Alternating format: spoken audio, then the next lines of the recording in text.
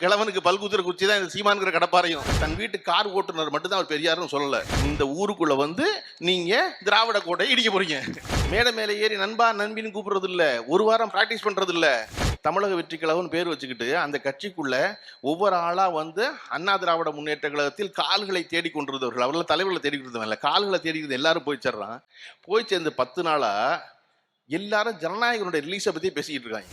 மோடியை திட்டுங்க, BJP திட்டுங்க, RSS திட்டுங்க, ஆனா 5 நிமிஷம் மட்டும் திட்டுங்க. அதுக்கப்புறம் 55 நிமிஷம் திமுகவையும் கலைஞரையும் திட்டுங்க. பணம் கொடுத்தா அவரே எதிர்த்து பேசுவாரு. திராவிட மாணவ பேரவை பணம் கொடுத்துச்சுன்னா சீமானே வந்து பேசுவார். சீமான் எதிர்த்து, நீ திரள் நிதியில் பொழைச்சவர் இல்ல அவரு. இந்த மாசம் இவன் பணம் கொடுக்குறானா இவனுக்கு பேசுவோம், அடுத்த மாசம் பணம் கொடுத்து அவனுக்கு பேசுவோம் இருந்தவர் இல்ல அவரு. டயா பூஸ்டர் சுகரை கண்ட்ரோல் பண்ணும், உங்க ஆரோக்கியத்தை மீட்டு தரும். சர்க்கரையை கட்டுப்படுத்துறதுக்கான எளிமையான வழிமுறை, இயற்கையான வழிமுறை. அனைத்து மருந்து கடைகளிலும் கிடைக்கும். திராவிட மாணவர் பேரவை சார்பில் நடத்தப்படும் பெரியார் ஒருவர்தான் பெரியார் என்ற கூட்டத்திற்கு பெருந்திரளாக கூடி வந்து இருந்து நின்று கால் மாற்றி கால் காத்திருந்து இந்த கூட்டத்தில் கலந்து கொள்ளும் உங்கள் அனைவருக்கும் முதலில் நன்றி சொல்ல கடமைப்பட்டிருக்கிறேன். இவ்வளவு ஒரு திரளான கூட்டம் அமைப்பாளர் வந்து மேடையில் வச்சு அண்ணன் தடுமாட்ட சுபி அண்ணன் வந்து திருப்பி திருப்பி கூப்பிட்டு நாக்காளி போட சொல்லுங்க, நாக்காளி போட சொல்லுங்க அப்படிங்கிறாரு. அவர் மயிலாடுதுறையில் இருக்க நாக்காலாம் கொண்டு வந்துட்டான். 1000 சொச்ச நாக்காளி இருக்கு, 1000 சொச்ச நாக்காளியும் போட்டிருக்கனே, அது இதுக்கப்புறம் வீட்டில் தானே எடுத்து வரணும் அப்படின்னு. எனக்கு என்ன இது ஒரு கூடுதல் மகிழ்ச்சி அப்படின்னா, தொடர்ச்சியாக மதுரையில் வந்து என்னுடைய கல்லூரி காலத்தில் எந்த வேறுபாடுமின்றி கூட்டம் கேட்டு வளர்ந்தவன் நான். பொதுவாகவே பேசுனா மதுரைக்காரங்க அதிகமாக வாயை பார்ப்போம். யாராவது 2 பேர் பேசினா வாயை பார்ப்பான். நீங்கள் தமிழ்நாட்டிலேயே மதுரைக்கு தனிச்சிறப்பு என்ன அப்படின்னா, ரோட்டில் யாராவது 4 பேர் சத்தமாக பேசினா சுற்றி 40 பேர் நின்றுவான். என்னமோ முக்கியமாக பேசிக்கிட்டு இருக்காங்க, கேட்டு போவோம் அதுக்கப்புறமா அப்படின்னு. அப்படி எந்த கட்சி வேறுபாடும் இல்லாமல் வந்து கலைஞருடைய கூட்டத்திற்கு போய் மறுவாரமே வந்து தாவண்ணா பாண்டியன் கூட்டத்துக்கு போய், அதுக்கு அடுத்த வாரம் வந்து ஆர்எஸ்எஸ்ல ராமகோபாலன் பேசுகிற கூட்டத்துக்கு போய், அதுக்கு அடுத்த வாரம் ராமகோபால் கூட்டத்துக்கு நான் போயிருக்கேன். நான் தலையில் என்ன எனக்கு இது கெட்ட பேர் ரொம்ப ஆச்சரியமா இருக்கும். யாரா ஒருத்தர் தலையில் துணியை சுற்றிட்டு உட்காந்து பேசுறாருன்னு.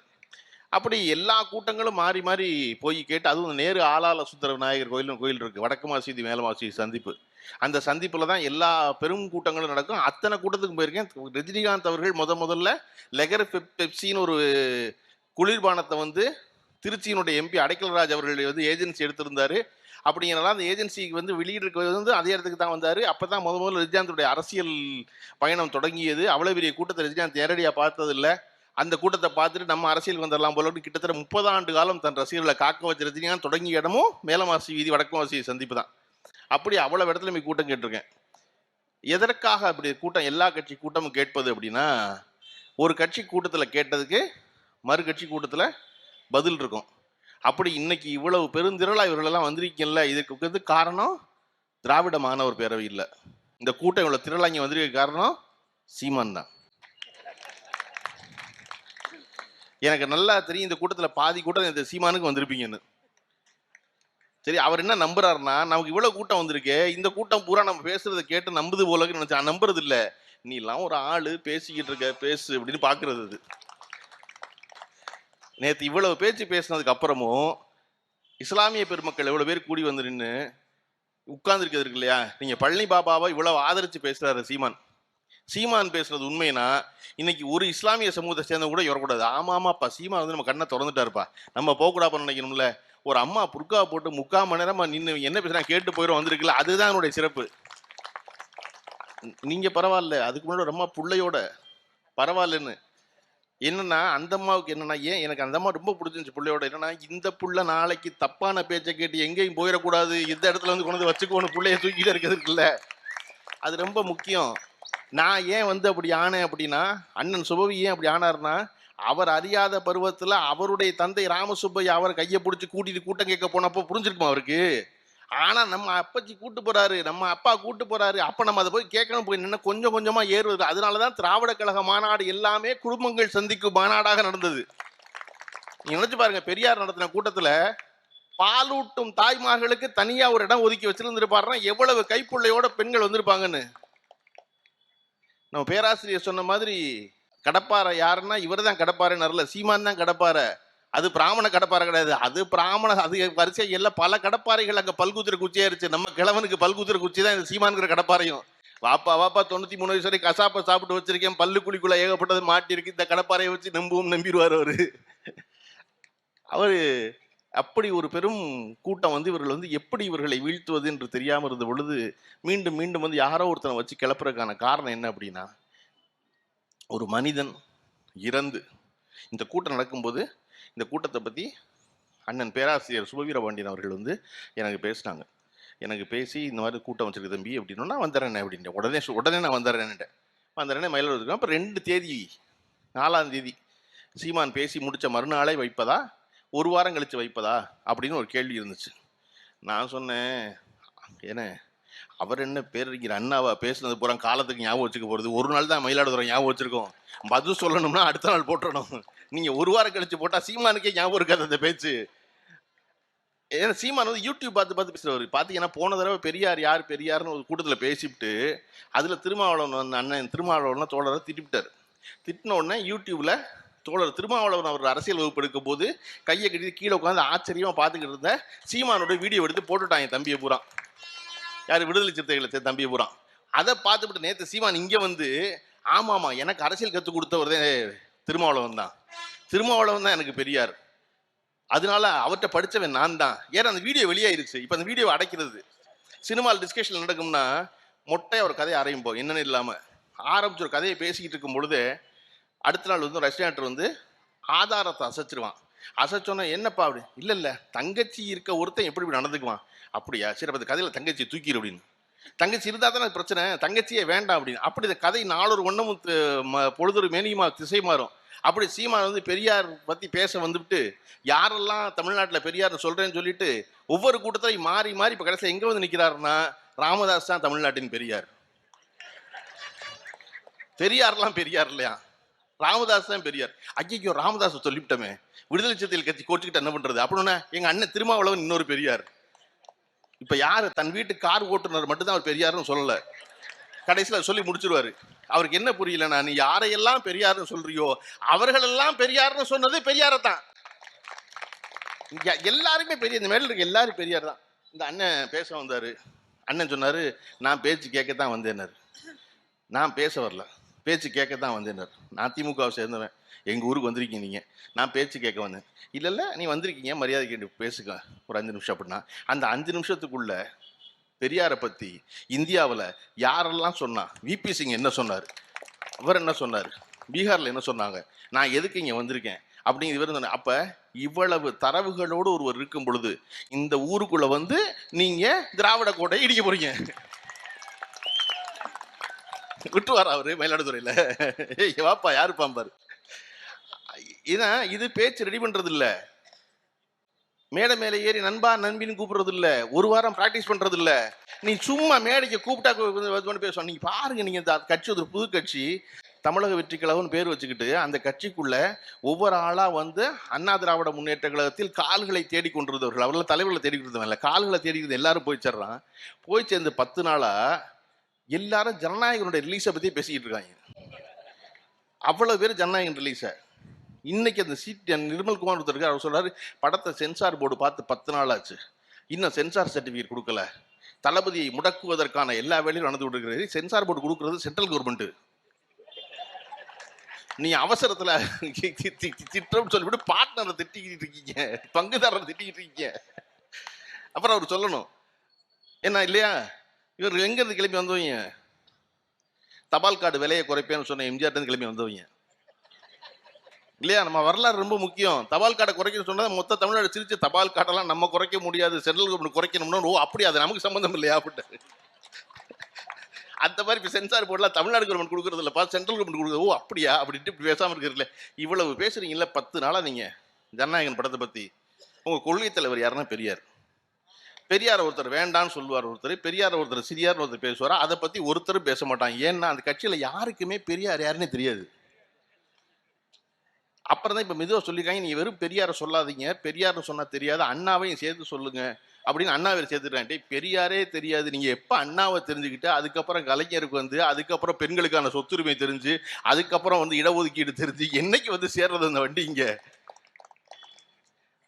அப்ப இவ்வளவு பெரிய ஒரு அரசியல் வைத்திருக்கும் பொழுது நம்ம எதை கொண்டாட வேண்டியிருக்கிறது அப்படின்னா, கைப்பிள்ளையை தூக்கிட்டு கூட்டத்துக்கு வர்ற பெண்களை கொண்டாட வேண்டியிருக்கிறது. அடுத்த தலைமுறை மேல் அக்கறையோடு இருப்பவர்களை கொண்டாட வேண்டியிருக்குது. இன்னைக்கு தொடர்ச்சியா சாரியா இவ்வளவு இளைஞர்கள் இங்க வந்தது இருக்குல்ல, அது பெருசா கொண்டாடப்பட வேண்டியது. பெரியாருங்கிற ஒருத்தர் இறந்து 52 ஆண்டு காலம் ஆகிவிட்டது. சரியா சொல்ல 53 வருஷம் ஆச்சு. 53 வருஷம் கழிச்சு ஒருத்தரை இன்னமும் பேசிக்கொண்டே இருக்கிறோம் என்பது அவருடைய பெருமைக்குரிய விஷயம் அல்ல. இன்னமும் ஒரு பேரை சொன்னா எதிரி புறா நடுங்கி பதறான் பாருங்க, அதுதான் பெருமைக்குரிய விஷயம். நம்ம பேசாம போகலாம். ஏன்னா எப்பொழுதும் எவரால் ஒருவன் உயர்வடைந்தானோ அவன் நன்றியோடு இருப்பான்னு சொல்ல முடியாது. எவனால ஒருத்தனுடைய கோட்டை தகர்க்கப்பட்டதோ அவன் வெஞ்சினம் கொண்டு காத்துக்கிட்டு இருப்பான், எப்படியாவது ஏதாவது செஞ்சிட முடியாதான்னு. ஆனா அவன் தொடர்ச்சியா தோல்வி அடைஞ்சிருக்கான். காரணம், அவன் எடுக்கிற கத்தி பூரா அட்டக்கத்தி. இன்னைக்கு எடுத்திருக்க அட்டக்கத்தி சீமான் இல்லையா? இல்லாட்டி எப்படி நடக்கும்? மாறி மாறி ஆள் சொல்ற. அவர் சொன்னார்ல, சிங்கராயர் பேசும்போது சொன்னாரு, வந்து திருமாவளவனிடம் பேசினார்கள், வேல்முருகனிடம் பேசினார்கள்.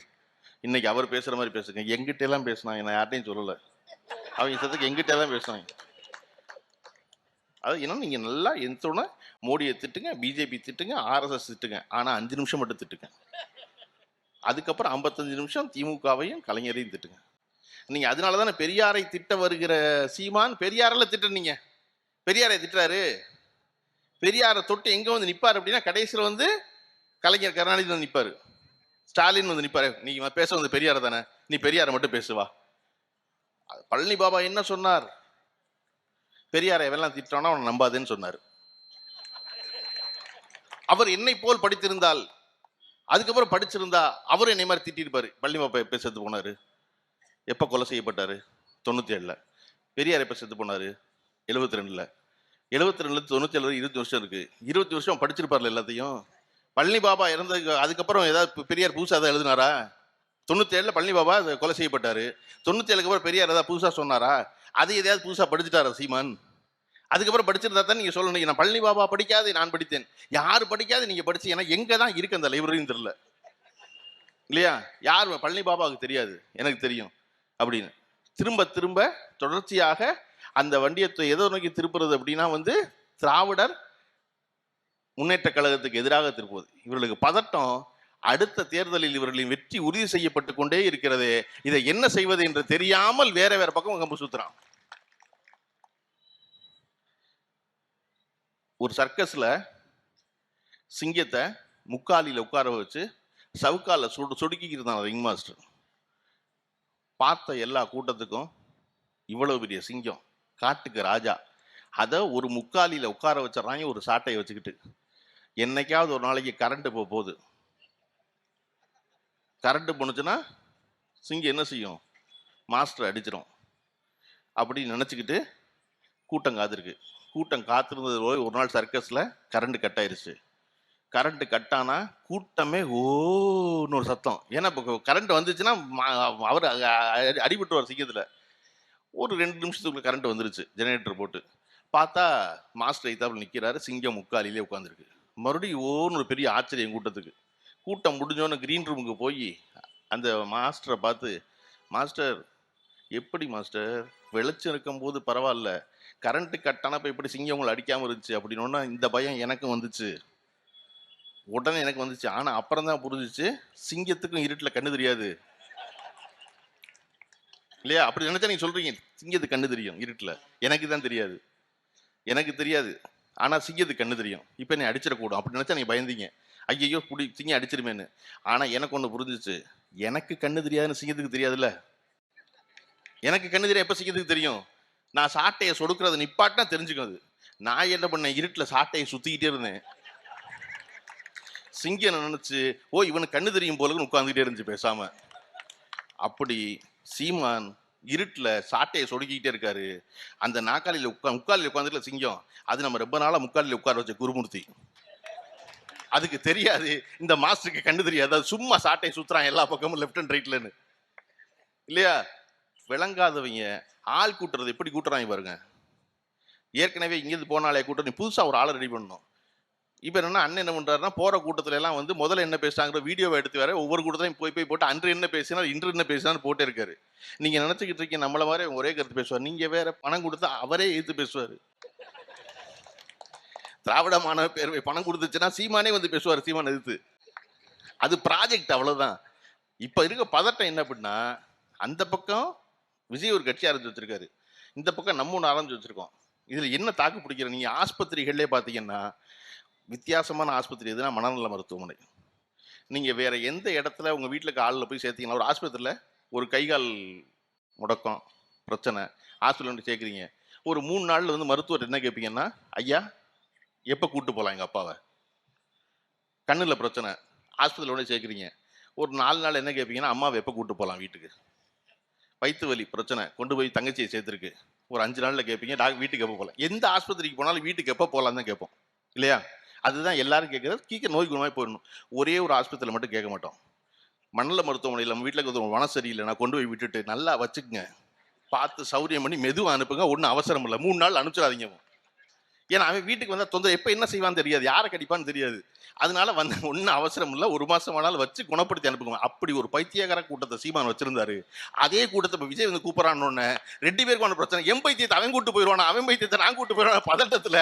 பெரியார் எப்படி பெரியார், பெரியார் எப்படி பெரியார், பெரியார் ஒருவர் தான் பெரியார்னு யார் சொன்னதுன்னா, யாரை தலைவர் என்று சீமான் சொல்லிக் கொண்டிருக்கிறாரோ அந்த பிரபாகரனோடு தினசரி பழகிய, பிரபாகரன் கவிஞன் என்று போற்றி கொண்டாடிய காசி ஆனந்தன் சொன்ன வார்த்தை தான் பெரியார் ஒருவர் தான் பெரியார்.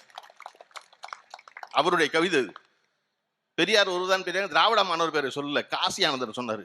நிஜமாவே பிரபாகரனோடு பழகுனவர், பிரபாகரனை வைத்து எந்த ஆதாயம் அடையாதவர், பிரபாகரனை வச்சு எந்த பொய்க்கதையும் சொல்லாதவர். அவர் சொன்னது பெரியார் ஒருவர் தான் பெரியார்னு.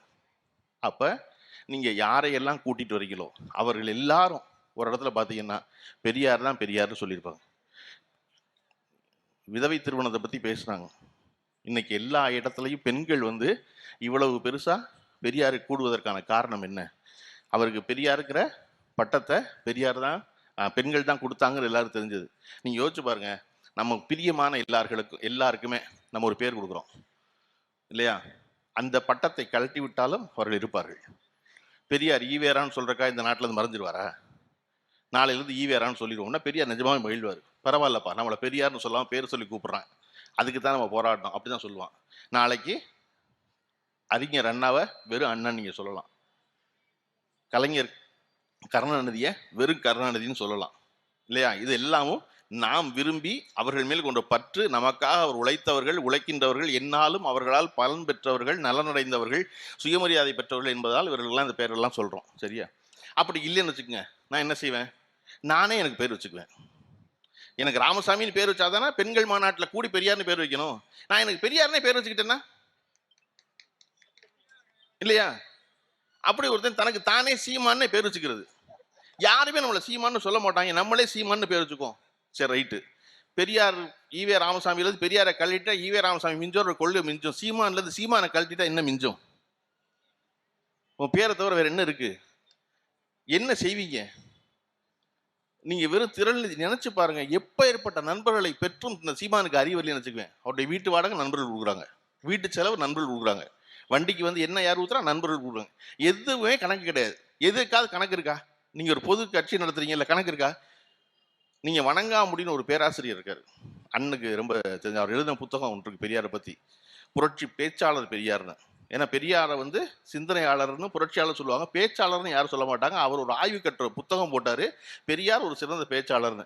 அந்த புத்தகத்துடைய பின் இணைப்புல பெரியாருக்கு யார் யாரெல்லாம் அவருக்கு பணம் கொடுத்தாங்க அப்படிங்கிறத பெரியார் திடல்னு லிஸ்ட் வாங்கி போட்டிருப்பாங்க.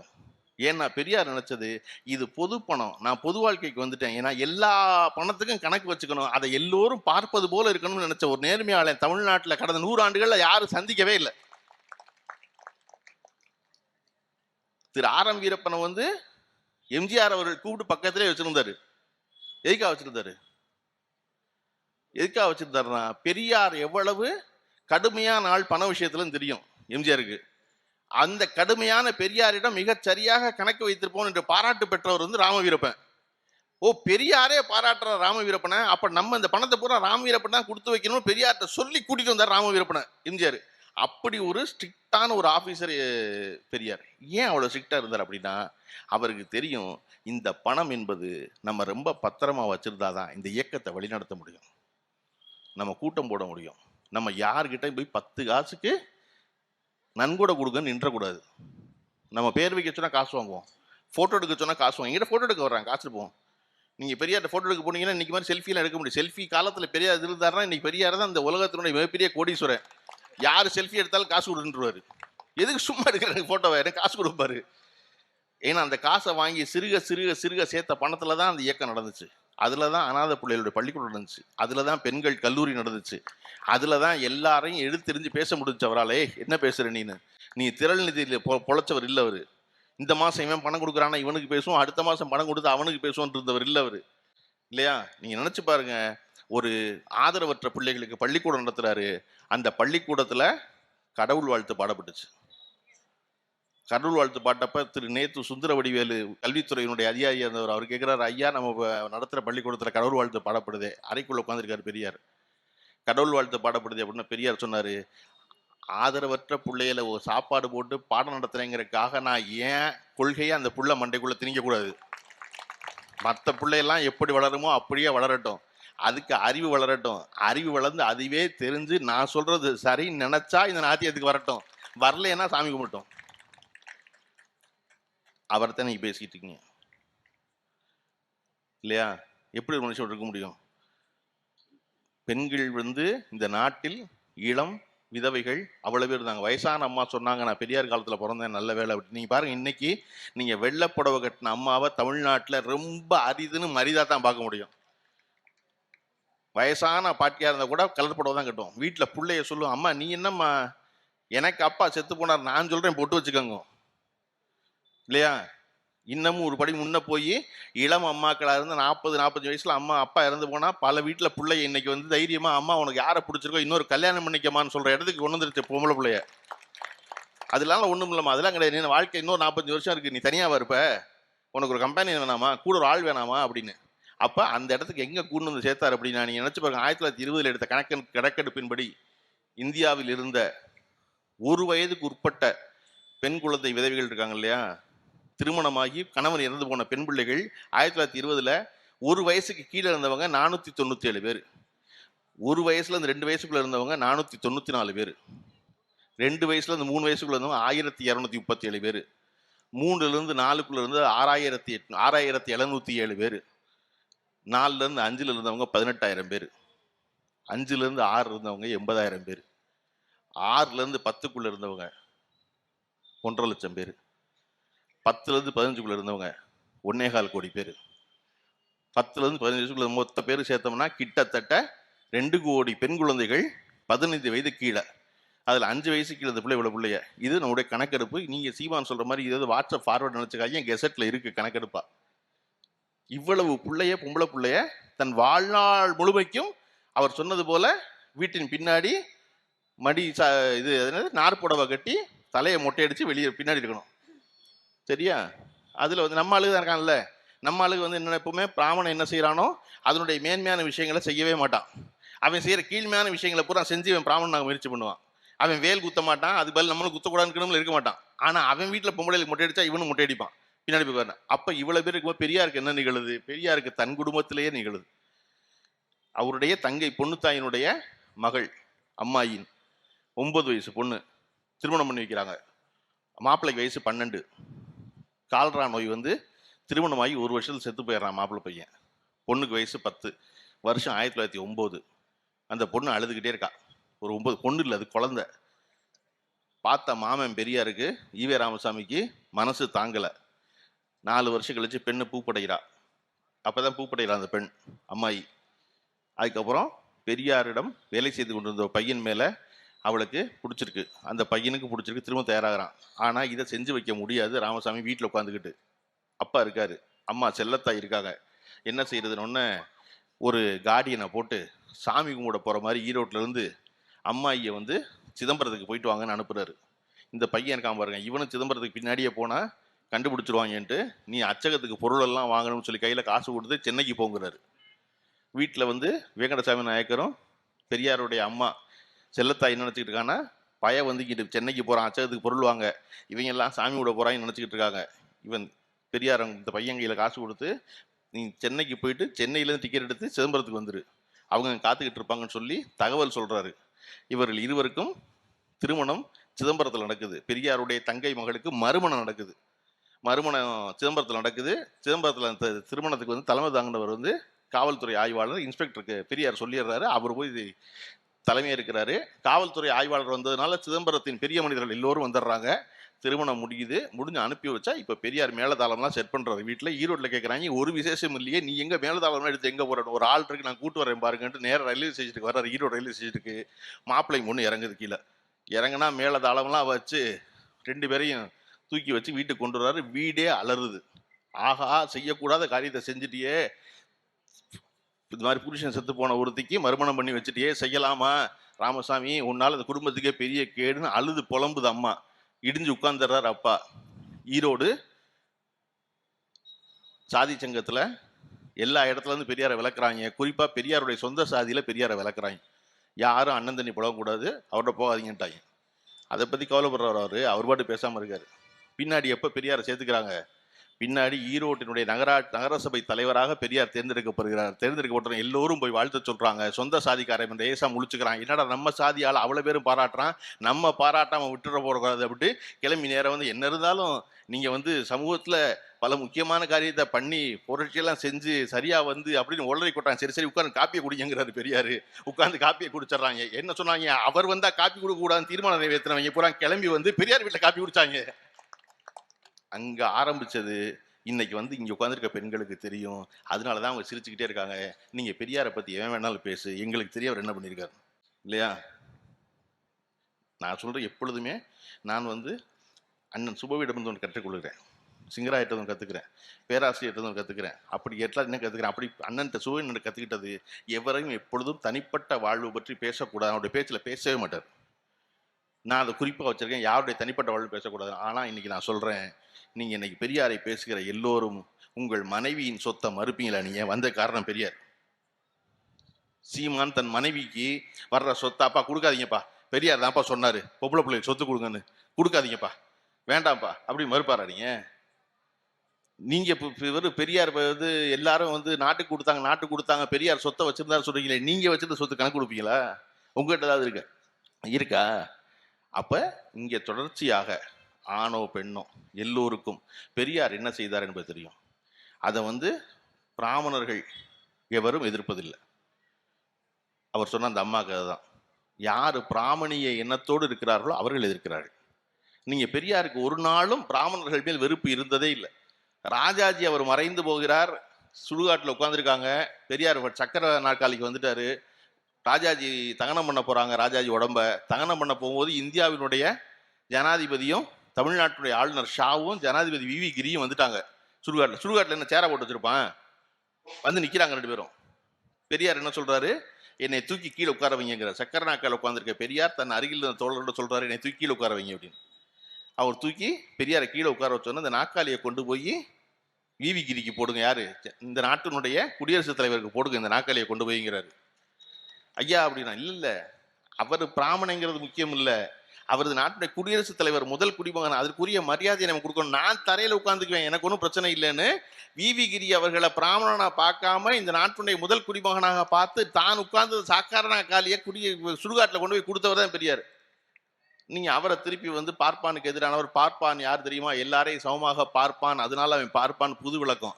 இந்த ஏற்கனவே ஒரு விளக்கம் சொன்னார் திருக்குறளுக்கு, ஒரு கேட்டு விழிச்செல்வம் கல்வி ஒருவருக்கு மாடல்ல மற்றவை. அன்னைக்கே சொல்லியிருக்காங்க எங்க அப்ப, மாடுதான் செல்லும்னு.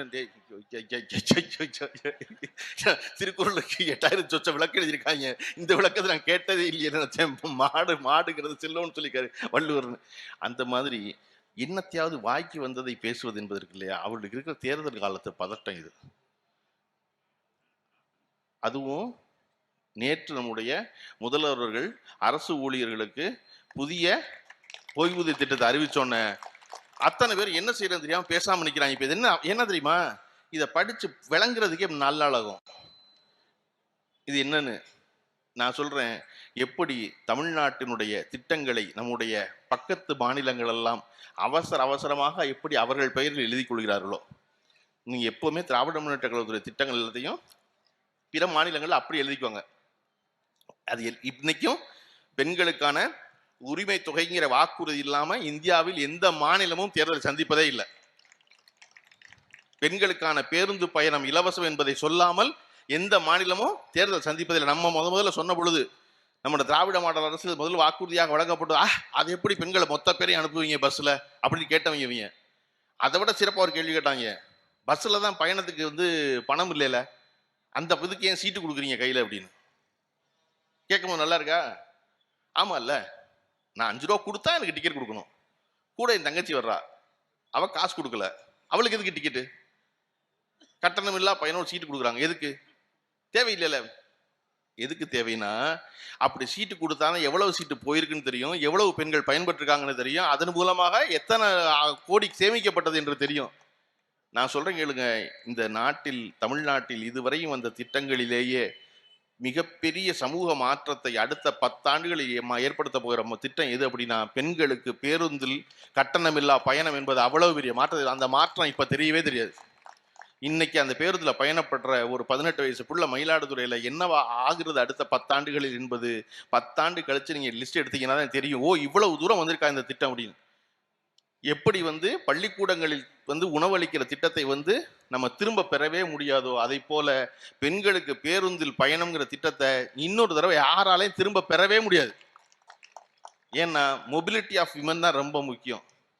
பெண்கள் வெளியே வருவது முக்கியம், வீட்டை விட்டு அடுத்த இடத்துக்கு போறது முக்கியம். என்ன சொல்லுவான் முதல்ல ஒருத்தன் வீட்டுல இருக்க அண்ணனோ தம்பியோ எவனோ என்ன சொல்லுவான்? என்ன இந்த 5000 ரூபாய் வேலைக்கு நீ சேம்பரத்துக்கு போய் என்னோட போற, அதெல்லாம் போக வேண்டாம், பேசாம இங்கே வீட்டு வேலையை பார்த்துக்கிட்டு அப்படிமா. இப்ப அந்த பொண்ணு என்ன சொல்லுவா? அவ வெளியே போக தவிக்கிறா இல்லையா? அவ என்ன சொல்லுவா? அண்ணே பஸ் சும்மா தான் போகுது, சேம்பரத்தில் கடை வச்சிருக்காரு, பெரிய அண்ணன் தான் வச்சிருக்காரு, நான் காலைல 9க்கு போறேன், சாயந்தரம் 6க்கு வந்துருவேன் அப்படிப்பா. அப்ப பஸ் சும்மா போகுது, ரைட்டு, வீட்டில் சோத்த கட்டு போகட்டும் சிதம்பரத்துக்கு போற பெண் முதல்ல பேருந்துல தனியா பயணம் பண்றா. அவளுடைய பிரச்சனைகள் அவ சந்திக்கிறா, அதுக்கான தீர்வு அவ தேடுறா. அவ கையில சொந்தமா சம்பாரிச்ச பணம் 5000 ரூபாய் கையில வருது இல்லையா? அந்த 5000 ரூபாயில முதல்ல அவ சொந்தமா சானிட்டரி நாப்கின் வாங்க போறா, யாருகிட்டையும் காசு கேட்காம. ஒருத்தி சொந்தமா மருத்துவத்துக்கு பணம் செலவழிக்க போறா, அம்மாவுக்கு பணம் கொடுக்க போறா.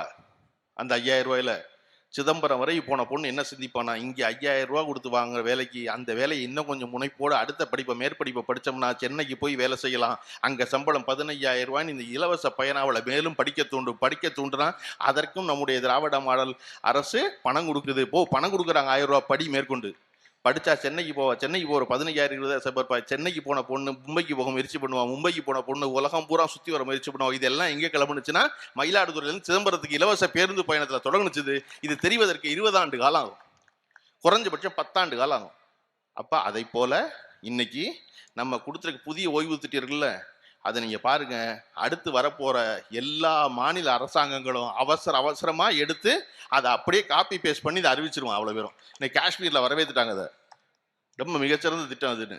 அப்போ இதெல்லாம் என்ன செய்யறது? இதுக்கெல்லாம் பதில் சொல்லணும்னா படிக்கணுமே, இதுக்கெல்லாம் பதில் சொல்லணும்னா அறிவு வேணுமேன்னு தெரியாமல் தான் பெரியார்னு ஆரம்பிக்கிறது. நம்ம என்னன்னா வழக்கம் போல் போய் தம்பி சொன்ன மாதிரி தான், எங்களுக்கு என்டர்டெயின்மெண்ட்டே இந்த தேர்தலில் நீ தானே, நீ பாட்டு பேசுறது நிப்பாட்டிடாதே அப்படின்னாரு இல்லையா? அந்த மாதிரி என்டர்டெயின்மெண்ட்டுக்காக பார்த்துவிட்டு நம்ம எல்லாரும் நம்முடைய முதலமைச்சர் திரு ஸ்டாலின் அவர்கள் சொன்னதை போல வெல்வோம் 200 படைப்போம் வரலாறு என்பதை நோக்கி நகர்வோம் என்று சொல்லி வாய்ப்பு கொடுத்த அனைவருக்கும் நன்றி சொல்லி விடைபெறுகிறேன். நன்றி, வணக்கம்.